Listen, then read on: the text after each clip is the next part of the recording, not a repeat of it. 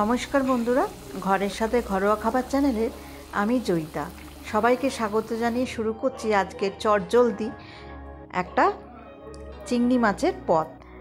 ওই অনেকটা চিংড়ির মালাইকারির মতন। অল্প নারকেল আর কাঁচা লঙ্কা দিয়ে ভালো করে পেস্ট করে নিলাম। সর্ষে বাটাটা কিন্তু শিলনোড়ায় আগে থেকেই বেটে রেখেছিলাম। চিংড়ি মাছের মধ্যে সর্ষে বাটা দিয়ে দিলাম, আর মিক্সিতে যেটা গ্রাইন্ড করলাম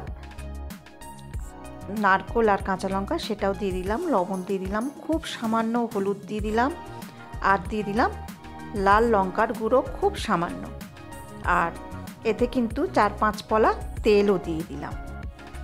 যেহেতু আমার পলাটা খুবই ছোট সাইজের, ওই জন্য আমার 4-5 পলাই দিতে লাগে। সামান্য একটু চিনি দিয়ে দিলাম। এবার আগে থেকে করে রাখা নারকেলের দুধও দিয়ে দিলাম। খুব সহজ রান্না আর খুব চটজলদিভাবে হয়েও গেছে। ভালো করে মেখে নিলাম। আধ ঘন্টার জন্য রেস্টে রেখে দেব।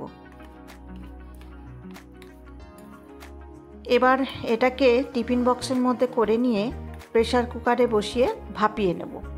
ওই চিংড়ি মাছ ভাপা, নারকেল, সর্ষে বাটা এসব দিয়ে একটু চিংড়ি মাছ ভাপা করব, কারণ চিংড়ি মাছটা খুব অল্প পরিমাণই ছিল।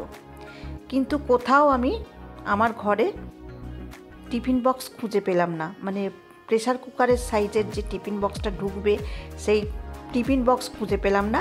তারপরে মনে পড়লো কাউকে আমি কোনো এক সময় খাবার দিয়েছিলাম, সেটা আমার বাড়িতে এখনও আসেনি। যাই হোক, বাগান থেকে একটা ছোট্ট কলা পাতা কেটে কড়াইয়ের মধ্যে, তার আগে সেঁকে নিয়েছিলাম, কড়াইয়ের মধ্যে কলা পাতাটা দিয়ে চিংড়ি মাছগুলোকে দিয়ে দিলাম।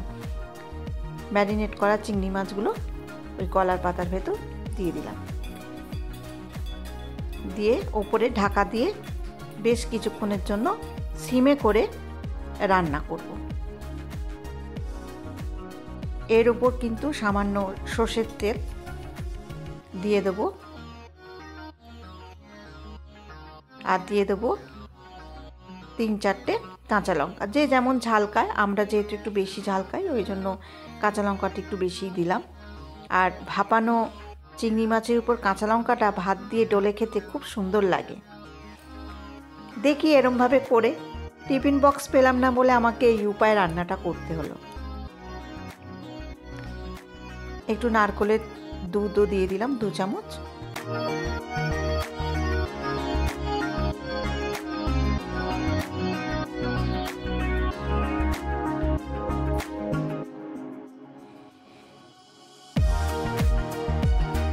রান্নার সময় যদি বাসন হাতের কাছে না পাওয়া যায় খুব সমস্যা হয়। এবার ফায়ার করে দিলাম উনুনে। এবারে আস্তে আস্তে হোক, কলার পাতাগুলোকে একটুখানি ভেতরের দিকে ঢুকিয়ে দিচ্ছি যাতে আগুনের আঁচে পুড়ে না যায়।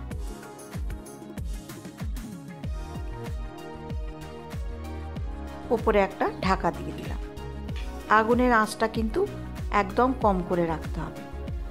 দেখো, কলার পাতার মধ্যেই কিন্তু আমার মাছটা ভাপা হচ্ছে, আর এত সুন্দর গন্ধ বেরিয়েছে বন্ধুরা, কি বলবো। মানে সর্ষে, নারকেল, কাঁচা তেলের যে একটা সুন্দর গন্ধ, তারপর কাঁচা লঙ্কা, আবার তারপরে আবার কলার পাতা, অসম্ভব সুন্দর একটা গন্ধ বেরিয়েছে। এত সুন্দর লাগছে গন্ধটা, জানি না কিরম খেতে হবে।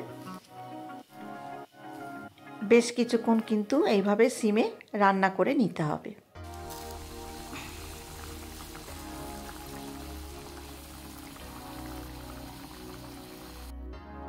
খুব সহজ রান্না, আমার কিন্তু রান্নাটা হয়ে গেছে।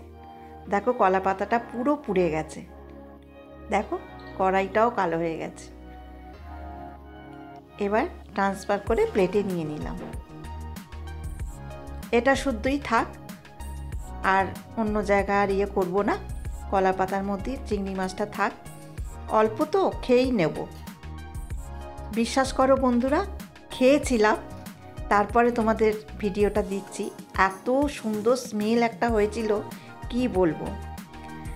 তোমরা কিন্তু একটা করে লাইক আর সাবস্ক্রাইব করে দিও। আজকের মতন টাটা।